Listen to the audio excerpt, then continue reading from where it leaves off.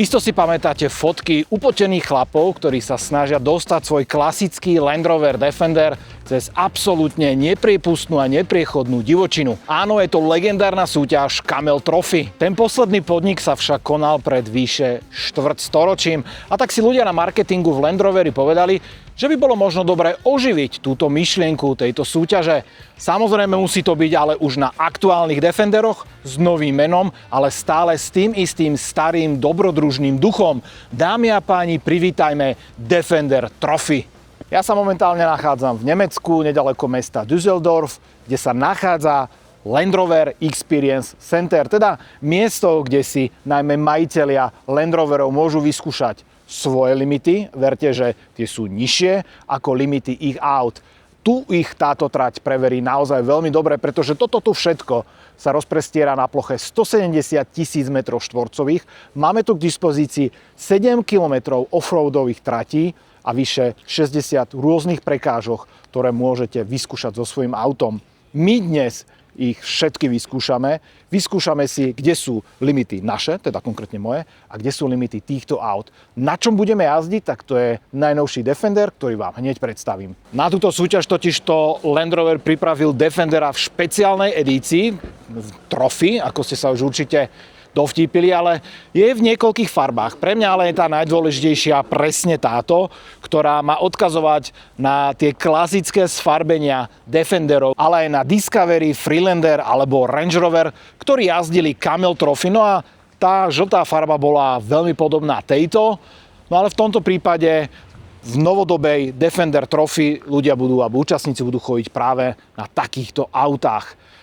Ten rozdiel voči klasickému Defenderu je najmä vizuálny, keďže teda máte na výber z dvoch farieb, potom máte k dispozícii samozrejme aj takéto schodíky, máte tam hore nosič, máte samozrejme šnorchel v tejto výbave, ale čo sa týka techniky alebo výkonu, tak stále je to o tom istom, pretože pod prednou kapotou máte turbodízlový 3-litrový motor s výkonom 300 koní, máte ho samozrejme spriahnutý s automatickou prevodovkou a na palube máte všetky tie úžasné technické vychytávky, ktoré z tohto auta, aj keď sa to nezdá pri jeho váhe a veľkosti, robia takmer nepremožiteľného pracanta, najmä v teréne. No a to si my dnes vyskúšame.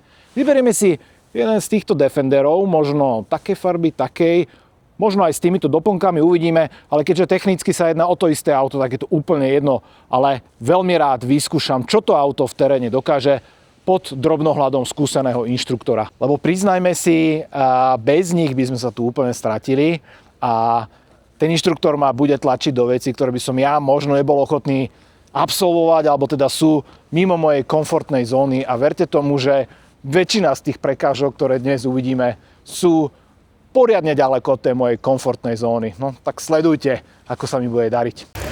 No je toto možné? Ďalší? To by sa mu nestalo, keby nakupuje na filtreaoleje.sk. Dopraj aj ty svojej mašine len to najlepšie. filtreaoleje.sk.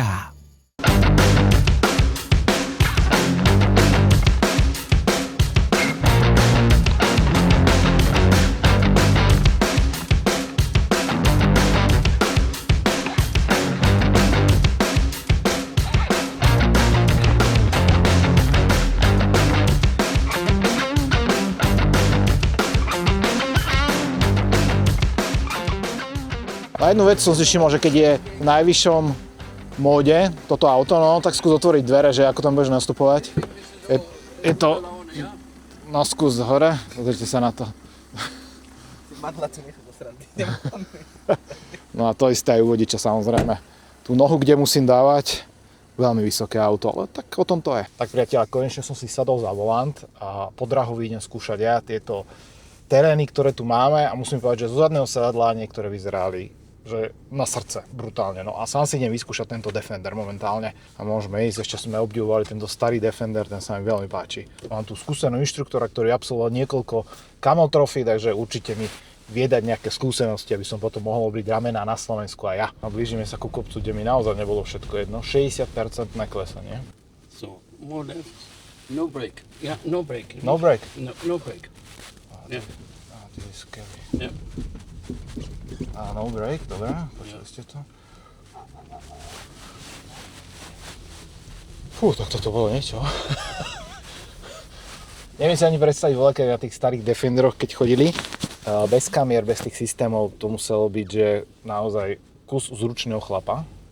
A teraz si vyskúšame, ako sa jazdí s kamerami. Tie sú tu a veľmi veľká pomoc je to.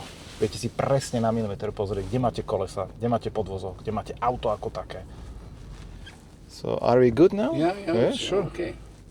Takže dali sme tretí prevodový stupeň, aby auto neradilo, aby išlo plynulo hore, ale tento stupák 60%, to je naozaj na srdce. So full gas, right? No, too much. Print do vrchu, 60% stúpanie a teraz ideme na 30% stúpanie bočný náklon. Going, moving. Yeah. Okay. Moving. More. Okay. Oh, now you... Can we check the angle? Yeah, sure. 30. As they said. OK. Toto už je naozaj na srdce pre mňa. Toto je naozaj adrenalín, ktorý na svojom aute určite skúšať nebudem, ale toto je naozaj špičkový stroj, špičkový inštruktor. Mimochodom, ten má za sebou niekoľko štartov na tejto legendárnej rally Camel Trophy. Po celom svete jazdil, mám taký dojem, že väčšinu z nich absolvoval, takže toto je pre neho ako detské ihrisko. Pre mňa je to absolútna maturita. Vidíte, že vďaka tej obrazovke sa viem krásne orientovať. Bez nej by to bolo, že tu nevidím prakticky nič teraz. A čo sa týka samotnej techniky, máme tu vlastne motor, ktorý je radový 6-válec, 3-litrový diesel s výkonom 300 koní. Naozaj, že slušné náčinie. Máme tu prevodovku, ktorá je automatická v tomto prípade. Keď som sa pýtal môjho inštruktora, tak mi povedal, že on tiež preferuje automat, aj keď teda tie Camel Trophy absolvoval s manuálom, ale ten automat mu vyhovuje viacej, viete sa viacej sústrediť na šoférovanie, na tie veci, ktoré tam čakajú pred vami. Čiže v zásade sa zhoduje to, čo som si aj myslel, ale ja mám v aute manuál. To, čo vidíte predo mnou, je more skál, kde by som si netrúfol ísť ani pešo a my tu ideme proste s 2,5 tónovým autom, ale je tu špeciálny program, ktorý keď navolíme, tak auto vie, že sa ide štverať cez skaly. Tak ideme si to vyskúšať a no, chudák pneumatika teraz, no brutálne to je. Naozaj si neviem predstaviť v tých starých rokoch, časoch, že aké to bolo ísť za autom, ktoré je čistý manuál, čistý analóg cez takéto nerovnosti alebo cez takýto terén. Naozaj ja mám čo robiť s tou elektronikou všetko, ale oni išli naozaj, že úplný old school. Fakt rešpekt ľudia, aj nášmu inštruktorovi. A teraz prichádza tá časť, ktorej som sa najviac bál, ale inštruktor mi povedal, že ma prevedie všetkým, ale keď sa pozerám na tento kopec, pešo by som sa neodvážil ísť na to. A nie proste s takýmto veľkým autom. Uvidíme, necháme veľkú časť na elektronike, hlavne ten hill descent control, ktorý má kontrolovať to, akou rýchlosťou klesať, akým uhlom. A tu je to naozaj, že premakané. If that was... I never trust your driver, but I trust the car. Thank you. Okay, take a fit. Oh, wait. No brake. No brake. Jesus Christ, how many percent is this?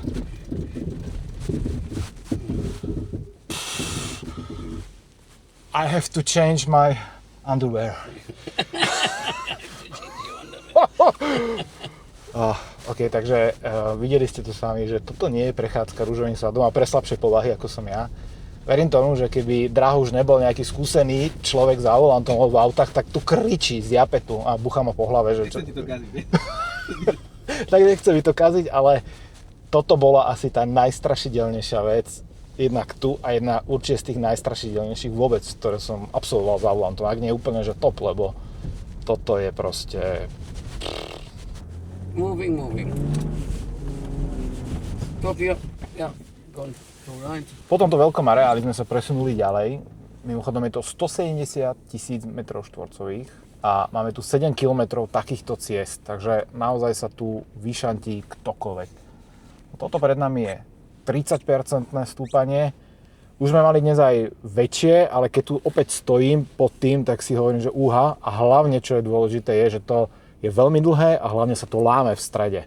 Takže budem musieť sa opäť čiastočne spoľahnúť sám na seba a čiastočne na to, čo mi ukazuje kamera. Takže môžeme ísť. Everything okay, yeah. Okay, toto po tých všetkých dneska skúsenostiach vyzerá byť celkom jednoduché. Tak, to bolo 30 a teraz ideme na 45. Because I have a lot of space here. It's not so narrow Yeah. track here. To ako suverenitou toto auto ide, to je proste úžasné. A toto, čo vidíte pred nami, to sú asi 30 cm široké kolaje. A tu si opäť ukážeme kríženie náprav. Takže toto sme si otestovali zdvihy.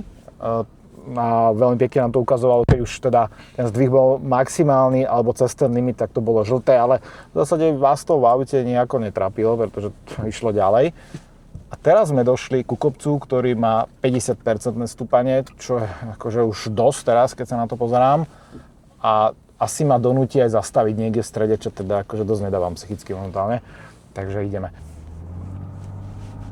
Now? Yeah, for example, yeah. OK. Ja. Takže dal som nohu z brzdy a je tu auto hold, ktorý funguje fantasticky. Auto ani o centimetr necukne dolu, čo je paráda. Ak by som mal teraz manuál a niekde sa tu rozbiehať cez tú spojku, no neviem si to úplne predstaviť, ale s týmto automatom to je naozaj, že prst v nose. Takže pozrite sa na to. Easy. Can stop again if you like. If I like, yes. Naozaj za volantom tohto auta musím stále rozmýšľať, že aký veľký kolos to šoferujem, ktorý má cez 2,5 tony. Aj rozmermi. To absolútne nie je malé auto. A napriek tomu, bez zaváhania dnes, naozaj tento Defender krásne funguje. A treba si dať dolu klobúk pred konštruktormi tohto auta, že toto dokázali. A tu ideme po rozbitej ceste v lese a to je normálne, že komfortné auto. Wow. Normálne ma to začína baviť a fakt sa teším už do svojho auta, keď si vyskúšam nejaké ľahké offroady, v žiadnom prípade nie takéto, ale chcem to skúsiť. A ak sa teraz divíte, že či náhodou nejdeme robiť nejakú vatru, tak nie, pretože sme na jednom stanovišti, tuto vidíte už uložené veci, a tým z Land Roveru si povedal, že keď už teda existuje nejaká Defender Trophy, tak prečo si to nevyskúšať aj v trošku inej rovine. No a celá tá pointa je o tom, že si vyskúšame niektoré tie úlohy, ktoré aj budú robiť ľudia, ktorí sa prihlásia do tohto programu, do tejto súťaže a budú vybraní, povedzme do národných kôl alebo do toho finále, tak presne takéto veci tam budú robiť. Ono totiž toto nie je len o tom, že niečo postaviť, ale aj reálne musíme cez túto bažinu preniesť veci z auta. Malým bonusom je, že momentálne máme okolo nuly, tesne nad nulou, lebo voda nie je zamrznutá a my musíme dostať všetky tieto aj veľké, nadrozmerné a ťažké veci tu cez túto vodu. No a neviem, čo sa stane, ak to tam padne do vody. To asi nechcem vedieť, kto po to pôjde. Tu máme trojnožku, natiahneme lano na druhú stranu a na tom lane potom prevezieme všetky tieto veci. Nemusím vám asi hovoriť, čo váži 22-palcové koleso z Defenderu. Ľahké to rozhodne nebude. Samozrejme, dnes to nebolo len o jazdení, ale aj o vyskúšaní si toho, čo budú môcť zažiť tí súťažiaci na Defender Trophy, pretože toto, na čo sa pozeráte za mnou, je presne typická úloha, ktorú tam títo ľudia budú plniť. Táto vodná priekopa nám simuluje rieku. Lano, ktoré tam vidíme, napnuté cesto, je jeden z ciest, ako dostať veci na druhú stranu. Na obidvoch stranách máme teraz tie laná zahoknuté o auta, aby nám teda napli to lano. A tieto drevené podpery slúžia len na to, aby sme mali cez čo to lano ponad tú rieku viesť. Teraz na to lano budeme musieť uchytiť tzv. Vlek a pomocou toho vleku, na ktorý naložíme náhradné diely, ktoré potrebujeme dostať na druhú stranu, ho tam aj dostaneme. No ale už nám to trvá v tejto zime poriadne dlho a tu je vidno, že celá Defender Trophy alebo predtým tá Camel Trophy bola úloha pre celé tým, je to tímová práca. Viem si úplne predstaviť takúto robotičku niekde počas leta v teplej Amazónii, ale tuto pri nule, tak to už trošku bolí miestami, hlavne keď sa nám teraz zasekol celý tento vlek niekde v strede. lebo sa nám zaozlilo lano, takže musíme rozmotať a zase ťahať ďalej. Tak to bola skúsenosť z Defender Trophy, jednak s autom a jednak taká ochutnávka toho, čo môžete zažiť ako účastníci na takejto súťaži. Jediná veľká škoda je, že dnes sme si nemohli vyskúšať túto legendu, autentické auto zo súťaže Camel Trophy. Toto je konkrétne z ročníku 99. Veľmi rád by som si to vyskúšal, možno niekedy na budúce. A vy mi dajte vedieť, ktoré by ste radšej mali vo svojej garáži. Klasický Defender alebo ten nový. Ten nový je naozaj fantastický. Takže čakám na vaše odpovede a vidíme sa na budúce. Ahojte.